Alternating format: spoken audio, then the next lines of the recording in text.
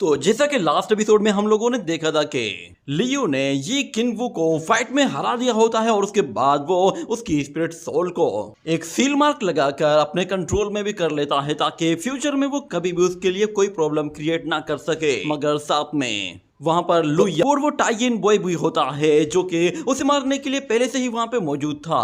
और जब वो लोग एक साथ मिलकर लियो पर वार करते हैं तो लियो उन लोगों के इतने पावरफुल अटैक्स को झेल नहीं पा रहा था। मगर अचानक से हमने उस डिवाइन ट्री को देखा था जिसके अंदर से सोलर सेक्रेड एम्परर बाहर निकल आया था जो कि असल में अपनी आइडेंटिटी को पहचान जाता है और उसके बाद उसकी मेमोरीज भी उसे वापस मिल जाती हैं और उसके साथ साथ उसका माइंड पूरी तरह से स्टेबल हो जाता है और वो लियो की मदद करता है। जिसके बाद लुया और टाइगन बॉय दोनों ही वहां से भाग जाते हैं और सोलर सेक्रेड एम्परर लियो को हेल्प के लिए कुछ चीजें दे देता है जो कि उसके आगे काम आने वाली थी। और हमें दिखाया जाता है कि वो वहां पर उस ट्री के साथ एक प्रिजन के अंदर लॉक हो जाता है जहां पर वो कम से कम भी 4 साल गुजार कर अपनी कल्टीवेशन को इम्प्रूव करने के बाद वहां से किसी तरह बाहर निकल आता है।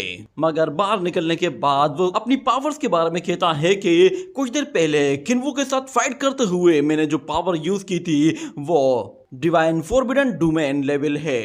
मगर हम लोगों ने क्लियरली वहां पर एक बड़ी सी आंख भी देखी थी जो कि असल में रुथलेस एम्प्रेस की लग रही थी। ये सब याद आने के बाद लियो कहता है कि पिछले 10,000 सालों में कोई भी बंदा इस लेजेंडरी डोमेन को टच तक नहीं कर पाया है। मैं वो पहला बंदा हूं जिसने इस डोमेन को अचीव किया है। आज से पहले कोई भी बंदा चाहे वो कितना भी पावरफुल क्यों ना हो, चाहे वो कोई सीक्रेट बॉडी के साथ ही क्यों ना पैदा हुआ हो, मगर उसके बावजूद भी किसी ने भी डिवाइन फोरबिडन डोमेन को अचीव नहीं किया था। इतना कहने के बाद लियो दोबारा से अपनी एनर्जी चार्ज करता है तो हम देखते हैं कि उसकी पावर लेवल काफी ज्यादा बढ़ चुकी होती है। और लियो अपनी पावर लेवल के बारे में कहता है कि इस फोरबिडन डोमेन को सिर्फ वही अचीव कर सकता है जो कि 8 फोरबिडन लैंड्स में गया हो और वहां उन फोरबिडन लैंड्स में उसने कुछ ना कुछ हासिल किया हो। मगर उसे अब ये बात भी समझ में आने लगी थी कि शायद सीक्रेट सोलर एम्परर ने उसे जो 9 कैरेक्टर्स दिए थे शायद ये उनकी वजह से भी हो सकता है। मैंने वो सब कुछ अचीव कर लिया है जो कि आज के दौर के जीनियस डिसाइपल्स सोच भी नहीं सकते। ये कहने के साथ वो उस एनर्जी को जैसे रिलीज करता है तो हमें दिखाया जाता है कि वो एनर्जी सीधा ऊपर आसमान तक जा पहुंचती है। और लियो अब अपनी अगली जर्नी के लिए बिल्कुल तैयार होता है क्योंकि उसे मालूम था कि वो पिछले 4 साल से यहाँ पर कैद है तो अब दुनिया में काफी ज्यादा चेंजेस आ चुकी होंगी। मगर हमें यहाँ पर यह भी बताया जाता है कि लियो ने इमोर्टल प्लेटफॉर्म के 2nd लेवल की 8th लेयर को भी अचीव कर लिया है। जिसके बाद ये सीन यहीं पे ही कट हो जाता है। अगले सीन में हमें गोल्डन क्रो क्लान के कुछ वॉरियर्स को दिखाया जाता है। वो कह रहे होते हैं कि लगता है कि आज गॉड हम पर काफी ज्यादा मेहरबान है क्योंकि एंशिएंट सोलर स्क्रिप्चर वो हमारी दुनिया में और हमारे ही क्लान के बिल्कुल पास में अपीयर हुई है। ये बंदा भी असल में गोल्डन क्रो क्लान का 3rd प्रिंस है। उसके सामने एक छोटा सा बच्चा होता है। उसे देखते हुए वो 3rd प्रिंस कह रहा होता है कि ये छोटा लड़का असल में सीक्रेट सोलर एम्परर का डिसेंडेंट है और उसकी बॉडी के अंदर सीक्रेट सोलर स्क्रिप्चर मौजूद है। मगर उस बच्चे के साथ मौजूद जो एल्डर होता है वो उस ब्लड लाइन को सिक्योर करना चाहता था ताकि कोई भी उसका मिसयूज ना कर सके। मगर वहां मौजूद जितने भी वॉरियर्स होते हैं वो एक साथ मिलकर उस पर अटैक करते हुए उसके उस डोमेन को पूरी तरह से तोड़ देते हैं और वो एल्डर बुरी तरह से जख्मी हो जाता है। जिसके बाद अब उसकी हालत ऐसी होती है कि वो उस बच्चे को प्रोटेक्ट करने की हालत में नहीं होता। मगर दूसरी तरफ गोल्डन क्रो क्लान का एक एल्डर कहता है कि अगर तुम इसे शराफत से हमारे हवाले नहीं कर रहे तो फिर हम इसे अपने पास लाने के लिए दूसरा तरीका आजमाएंगे। वो जबरदस्ती उस बच्चे को अपनी तरफ खींचना शुरू कर देते हैं और अपनी एनर्जी के जरिए उसे अपने पास लाकर उसे गरेबान से पकड़ लेते हैं। और यहाँ पे 3rd प्रिंस कहता है कि जरा उसके फोरहेड पर देखो, यही वो सोलर सेक्रेड स्क्रिप्चर है, यानी कि इस बच्चे के पास वाकई में वो इनहेरिटेंस मौजूद है। मगर इतना कहने की देर थी कि अचानक से एक बहुत ही पावरफुल स्लैशर एक आकर उनके बीच में हिट करता है जिससे वो लोग काफी ज्यादा डर गए थे। मगर 3rd प्रिंस कहता है कि चाहे कोई भी आ जाए मैं देखता हूँ कि कौन इस बच्चे को मुझसे छुड़ाता है। हम लोग किसी सूरत इस बच्चे को किसी के भी हवाले नहीं करेंगे। मगर हमें दिखाया जाता है यहाँ पर वो एल्डर हवा में लटका हुआ होता है और उसके पीछे लियो मौजूद था। लियो कहता है कि लगता है कि मैं पिछले 4 सालों के लिए गायब क्या हुआ, तुम लोग तो मुझे पहचानना ही भूल गए हो। मगर थर्ड प्रिंस उसे गौर से देखता है तो वो कहता है कि अरे नहीं, ये तुम हो लियो शाओ, तुम वापस कैसे आ गए। मगर लियो ने जिस एल्डर को पकड़ा हुआ था वो उस एल्डर की गर्दन पर इतना जोरदार प्रेशर डालता है कि उस बेचारे की गर्दन वहीं टूट जाती है और उसका काम तमाम हो जाता है, जिसके बाद वो बच्चा फौरन से भागते हुए अपने उस अंकल जियांग बाओ के पास चला जाता है। और लियो फिर गोल्डन क्रो क्लान के लोगों से कहता है कि सीक्रेट सोलर एम्परर ने अपनी पूरी लाइफ जीवी स्टार के लोगों को प्रोटेक्ट करने के लिए गुजार दी और तुम लोग उसके ही डिसेंडेंट को मारने के पीछे पड़े हुए हो, जबकि तुम लोगों को मालूम भी है कि ये सीक्रेट सोलर एम्परर की बिल्कुल लास्ट ब्लड लाइन है। मुझे लगता है हेवन तुम्हें इसके लिए बिल्कुल भी माफ नहीं करने वाली और मैं तो तुम लोगों की आज ऐसी की तैसी करने वाला हूँ। मगर वो थर्ड प्रिंस एरोगेंट होता है और वो कहता है कि तुम्हें क्या लगता है कि तुम अकेले मेरे गोल्डन क्रो क्लान का मुकाबला करोगे। मगर लियो कहता है कि मैं तुम्हें दिखाता हूँ कि मैं क्या कर सकता हूँ। ये कहने के साथ वो फौरन से अपनी सूट बाहर निकालता है और हमें दिखाया जाता है कि लियो एक ही झटके के साथ उसके दूसरी तरफ बाहर निकल आता है और कहता है कि तुम्हें तुम्हारा जवाब मिल गया ना, अब तुम जिंदा नहीं रह सकते। लियो ने उसे इतना फास्ट कट मारा होता है कि उस बंदे को खुद पता भी नहीं चला था और उसका सर धड़ से अलग हो गया था, जिस पर जियांग बाओ वो खुद भी हैरान हो गया था कि कोई बंदा थर्ड प्रिंस को इतनी आसानी से कैसे मार सकता है। मगर उन्हें मालूम नहीं था कि लियो किस मुसीबत का नाम है। लियो वहां बाकी लोगों को मारने के लिए अपनी स्पीड और अपनी पावर का इस्तेमाल करता है, जिसके जरिए वो एक एक करके उन पर अटैक करता जा रहा होता है और पल भर में ही उन लोगों को निपटा कर पूरी तरह से मैदान साफ कर देता है। मगर ये लड़ाई अभी खत्म नहीं हुई थी। लियो पीछे उन लोगों की तरफ पलट कर देखता है, उनकी तरफ एक बड़ी सी आइस सोड आ रही है। ये देखते ही वो फौरन से उन लोगों के सामने आकर उस आइस सोड को अपने एक हाथ से ही रोक लेता है और हम लोग वहां पर एक और पोर्टल खुलते हुए देखते हैं। उसके अंदर से वही टाइन बॉय बाहर निकलता है और वो आते साथ ही लियो से कहता है कि तुम्हारा असली अपोनेंट मैं हूं। जबकि लियो यहाँ पर अपनी पावर के जरिए उस स्वॉर्ड को पूरी तरह से इरेज कर देता है और उस लड़के से कहता है कि टाइन क्लान के टाइन बॉय तुम अब भी जिंदा हो। ये कहने के साथ वो अपनी स्वॉर्ड निकालकर उसकी तरफ जैसे ही आगे बढ़ता है तो दूसरी तरफ से वो लड़का फौरन से अपनी स्कल का इस्तेमाल करते हुए लियो के चारों तरफ एक टाइन एनर्जी का टोर्नेडो क्रिएट करके उसे बिल्कुल अंदर फंसा देता है। मगर लियो देखता है कि वहां से बाहर निकलने का कोई भी रास्ता नहीं है और वो एनर्जी भी काफी ज्यादा अजीब है जो कि उसकी ट्रू सन एनर्जी को पूरी तरह से काउंटर कर रही है।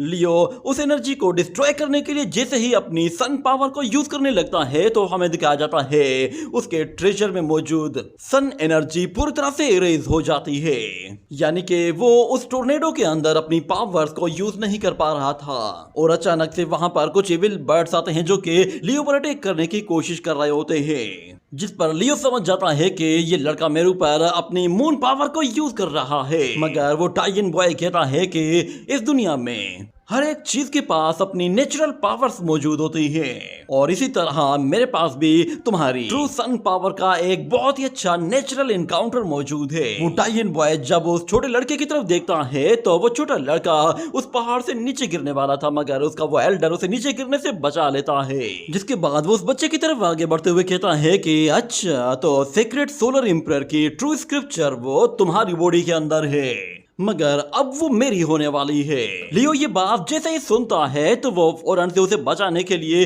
अपने टाइन एनर्जी को अवेकन कर देता है, जिसकी वजह से वो उस टाइन एनर्जी के अंदर रहकर अपनी पावर्स को दोबारा से अनलॉक भी कर लेता है। जिस पर वो टाइन बॉय हैरान हो जाता है कि ये लड़का आखिर टाइन पावर्स को कैसे यूज कर रहा है। वो लियो से कहता है कि तुम्हारी ये मामूली सी टाइन पावर मेरी लूनर टाइन पावर के आगे कुछ भी नहीं है। मगर जैसे ही लियो उस जगह से बाहर निकलने की कोशिश करता है और अपनी एनर्जी रिलीज करता है तो वो लड़का हैरान होकर कहता है कि ये कैसे मुमकिन हो सकता है कि कोई बंदा सन एंड मून पावर को एक साथ कल्टीवेट करे। जैसे ही वो टाइन बॉय अपनी वो टाइन स्कल उसकी तरफ थ्रो करता है तो दूसरी तरफ लियो अपने ड्रोन का इस्तेमाल करते ही उस अटैक को रोक लेता है। मगर वो टाइन बॉय उससे कह रहा होता है कि तुम एक सेज स्कल टाइन पावर को ब्लॉक नहीं कर सकते, खास तौर पर उस कोल्ड ड्रोन के साथ तो बिल्कुल भी नहीं। और लियो भी कहता है कि इस स्कल के अंदर एक इमोर्टल एसेंस मौजूद है, जिसकी वजह से इसके अंदर से बहुत ही पावरफुल ऑरा निकल रहा है। अगर मुझे इस लड़के को हराना है तो पहले मुझे इस स्कल को यहाँ से कहीं दूर भेज भेजना होगा ताकि इस लड़के से मैं हैंड टू हैंड फाइट कर सकूं। ये कहने के साथ उसे याद आता है कि जब उसने वान टेंग के साथ फाइट की थी तो वान टेंग वो अपनी एक सीक्रेट टेक्निक के जरिए वहां पर एक पोर्टल क्रिएट कर रहा था, जिसके जरिए वो किसी भी चीज को मुझसे दूर भेज पा रहा था। और आज मुझे सेम वही टेक्निक यूज करनी पड़ेगी। और वो टाइजन बॉय उससे कह रहा होता है कि तुम मेरी स्कल के बारे में कुछ जानते ही नहीं हो। तुम्हें पता है ये स्कल असल में मून एम्परर के डिसेंडेंट की स्कल है और इतनी हाई लेवल की स्कल का मुकाबला करना तुम्हारे पास की बात ही नहीं है। तो लियो से कहता है अगर वाकई में ऐसा है तो ठीक है, मैं तुम्हें जो दिखाने वाला हूँ उसे गौर से देखना। ये कहने के साथ वो वान टेंग की पोर्टल टेक्निक को कॉपी करते हुए वहां पर एक बहुत ही बड़ा पोर्टल क्रिएट कर लेता है और दूसरी तरफ से वो स्कल जब उस पोर्टल के अंदर चले जाती है तो वो दूसरी तरफ से बाहर नहीं निकल पाती और एक डीप स्पेस में कहीं अलग जगह चली जाती है। इस तरह वो टाइजन बॉय बहुत ज्यादा वीक पड़ गया था क्योंकि वो हैंड टू हैंड फाइट जानता ही नहीं था। लियो बहुत ही आसानी से उस पर अटैक करते हुए उसे मारकर अपनी सोर्ड उसकी बॉडी के अंदर घुसा देता है और अपने घुटने से उस सोर्ड पर और भी ज्यादा पुश करता है, जिससे वो टाइजन बॉय और भी ज्यादा दर्द को झेलता है। मगर लियो उसे पूरी तरह से खत्म करने के लिए फिर अपने कोल्ड्रॉन को बाहर निकाल लेता है और उस कोल्ड्रॉन का साइज कई गुना बढ़ाना शुरू कर देता है, क्योंकि उसे ये बात अच्छी तरह से मालूम है कि अगर ये लड़का बच गया तो ये आगे चलकर फिर से कोई बड़ी मुसीबत खड़ी करेगा।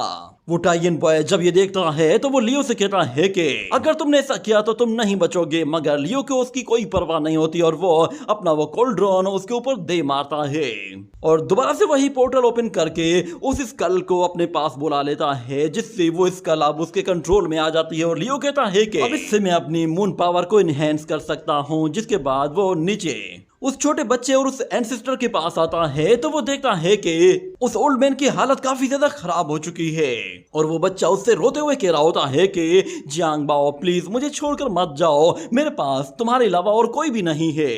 मगर वो ओल्ड मैन कहता है बच्चे लगता है शायद मेरी किस्मत में तुम्हें बड़ा होते देखना नहीं था, शायद मैं अपने मकसद में कामयाब नहीं हो पाया।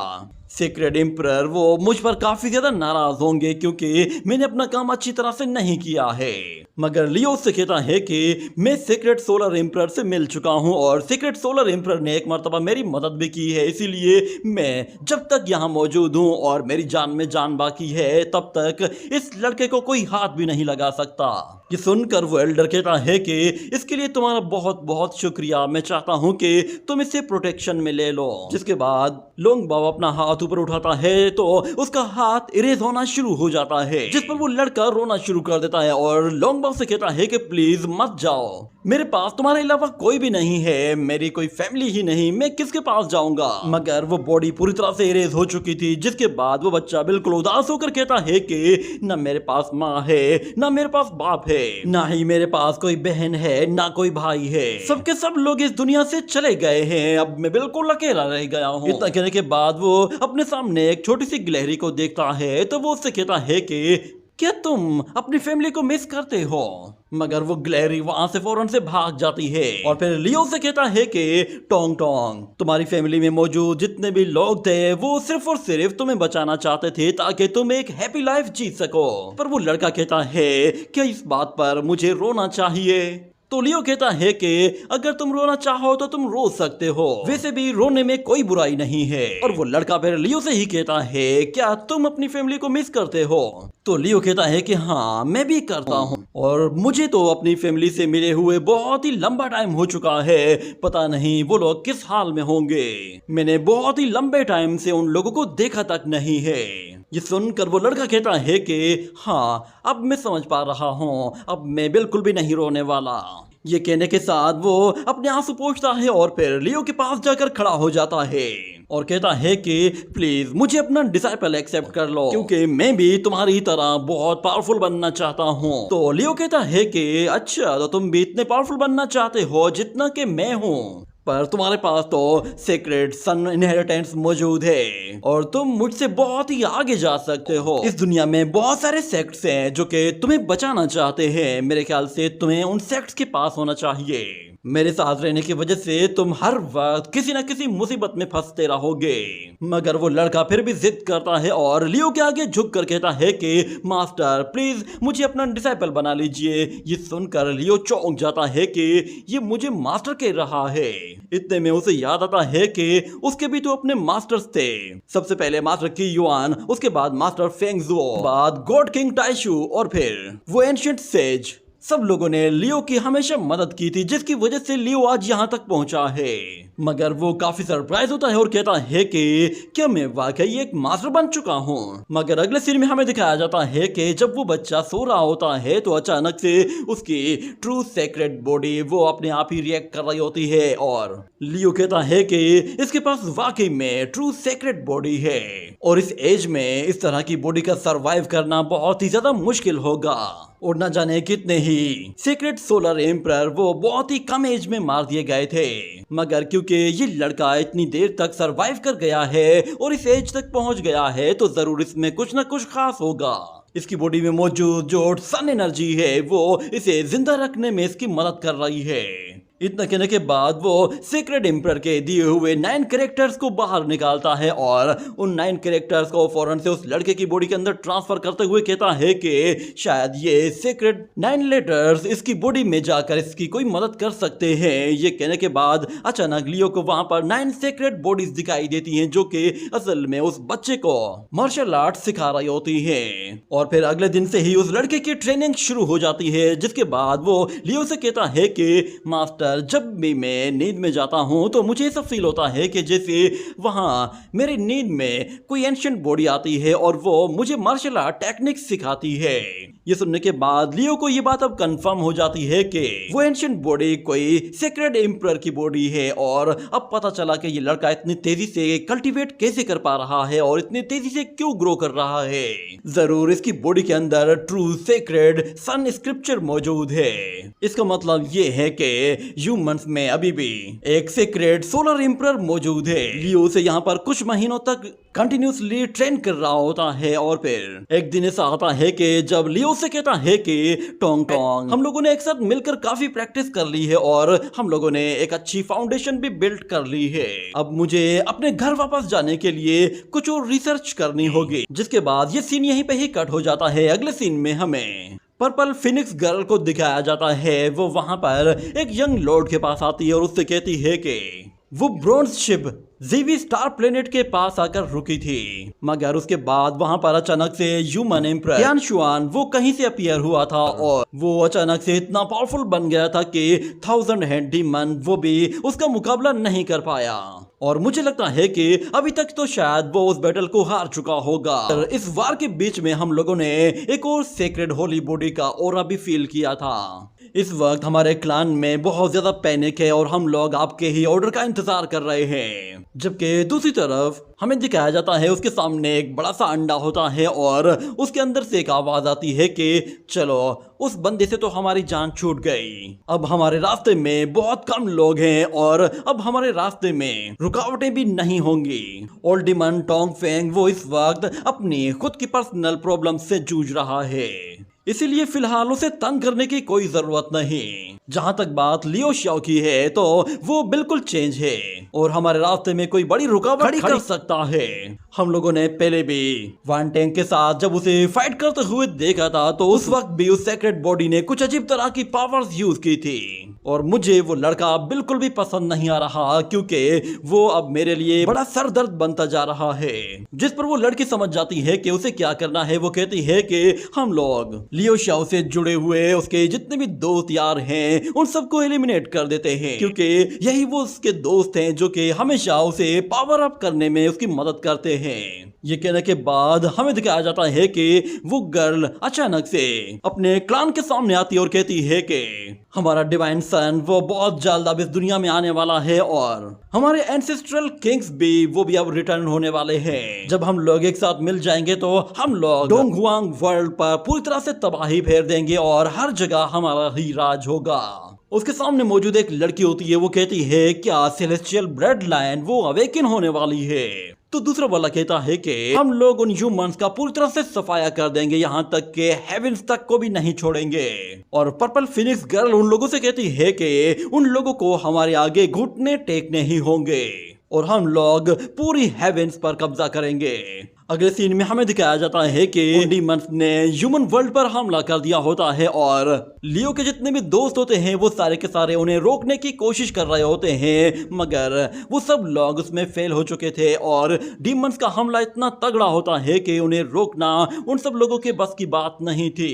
यहाँ तक कि मिंगशा वो खुद भी उसके आगे काफी वीक पड़ गया था, जबकि जी फैमिली का जी हाओ यू वो किसी तरह अपनी मून पावर को यूज कर रहा होता है और उन डीमंस का सफाया कर रहा था। और दूसरी तरफ जीयू को भी दिखाया जाता है वो अपनी मून ब्लेड्स के जरिए उन डीमंस के टुकड़े टुकड़े कर रही होती है, मगर वो भी अब काफी थक चुकी थी। जिसके बाद वो लियो को आवाज देती है तो अचानक से लियो नींद से उठ जाता है और हमें पता चलता है कि असल में लियो एक ड्रीम में था और वो इतना डर गया था कि टोंग टोंग भागता हुआ आता है और कहता है मास्टर क्या हुआ, क्या आपने कोई बुरा सपना देखा है? तो लियो से कहता है कि मैंने ख्वाब में देखा है कि डोंगहुआंग वर्ल्ड पर एंशिएंट क्रीचर्स ने हमला कर दिया है और उन्होंने पूरे डोंगहुआंग वर्ल्ड को डिस्ट्रॉय कर दिया है। मेरे जितने भी दोस्त हैं वो अपनी आखिरी सांस तक उनसे लड़ रहे हैं। मुझे लगता है वो लोग जरूर किसी प्रॉब्लम में हैं और मुझे उनकी मदद के लिए जाना ही होगा। और वो लड़का कहता है कि आप जितने पावरफुल कल्टीवेशन लेवल में हैं, इस लेवल में इस तरह के ड्रीम्स आना सच में ये कोई गॉड गिफ्टेड चीज है। लगता है कि शायद गॉड आपको कुछ गाइड करना चाहते हैं। मगर लियो यहाँ पे कंफ्यूज होता है, उसे समझ में नहीं आता कि उसे अब क्या करना चाहिए। मगर दूसरी तरफ वो लड़का कहता है कि कहीं ऐसा ना हो कि वो डीमंस आपके इस ड्रीम के जरिए आपको किसी तरह वहां बुलाना चाहते हो और अपने जाल में फंसाना चाहते हो।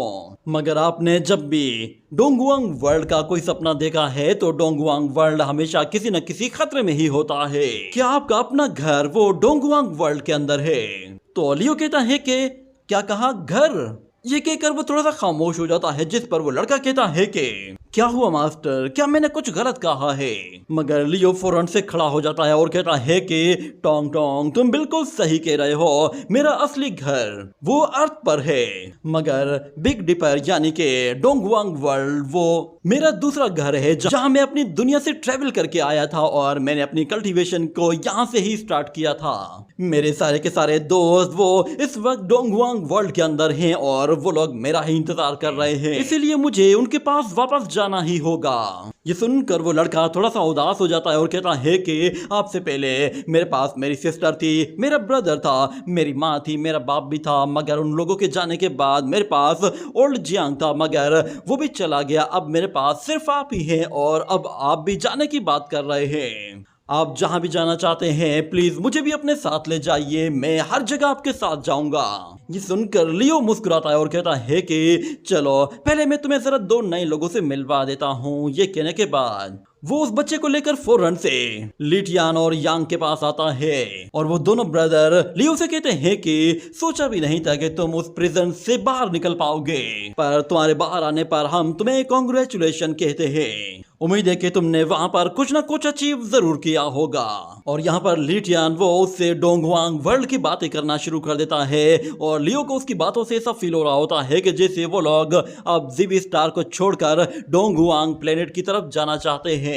वो उन दोनों से कहता है कि क्या हुआ है तुम लोगों को, तुम लोग ज़िवी स्टार से भागने की प्लानिंग क्यों कर रहे हो? इतने में जब लिटियान वो पीछे पलटकर देखता है तो उसका मुंह सूजा हुआ होता है और इसे लग रहा था कि जैसे वो ताजा ताजा कहीं से मार खा कर आया हो। और वो लियो को बताता है कि जब से हम लोगों ने अपना वो फर्नेस यूज किया है उसके बाद से सारी दुनिया को पता चल गया है कि हम लोग उस फर्नेस के जरिए लोगों के डिजायर्स को कंट्रोल करने की कोशिश करते हैं और उसके बाद से ही हम लोग जहां भी जाते हैं हमें हर जगह सिर्फ जूते पड़ते हैं और लोग हमें कमीना और बेशर्म कहकर वहां से चले जाते हैं। हम तो इस दुनिया में किसी को मुंह दिखाने के लायक नहीं रहे, यहाँ तक कि हम लोग अगर किसी गली से छुपकर गुजरते हो तो भी वहां कोई ना कोई हमें देख लेता है और हमारा पीछा करना चिढ़ाना शुरू कर देता है और वो यान के बारे में कहता है कि जरा मेरे इस बिग ब्रदर को देखो, ये बेचारा तो बहुत मुश्किल से अपने कपड़े बदल कर, अपना भेष बदल कर किसी लड़की को बेवकूफ बना पाता है। मगर हमें दिखाया जाता है कि वो बेचारा भी इतना पिटा हुआ होता है कि उसकी गर्दन टेढ़ी हो चुकी होती है और